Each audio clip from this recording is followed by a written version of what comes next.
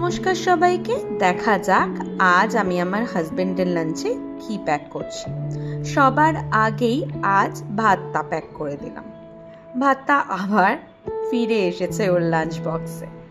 এর সাথে আমি প্যাক করে দিচ্ছি কাঁচা আমের টক ডাল, যেটা মুসুর ডাল দিয়ে বানানো। আর এর সাথে থাকবে আলু, পটল, বড়ি দিয়ে চিড়ের ঝোল, খুব সুন্দর হয়। আর আমি বানিয়েছি আজকে থোড়, একটু সর্ষে বাটা দিয়ে। এটাও আশা করি ওর ভালো লাগবে। আর ওর সব থেকে ফেভারিট জিনিস কুমড়ো ফুলের বড়া।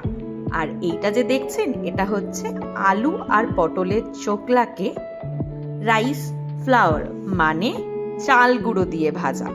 এটা আমার ঠাকুমার রেসিপি, খুব ছোটবেলায় খেতাম। এই থাকলো আজ ওর লাঞ্চে।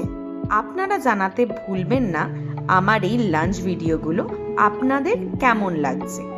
আর কমেন্টে কোনো সাজেশন থাকলে অবশ্যই আমার জন্য লিখবেন। ভিডিওটা ভালো লাগলে লাইক করবেন আর আমার সাথে থাকবেন চ্যানেলটাকে সাবস্ক্রাইব করে। ধন্যবাদ।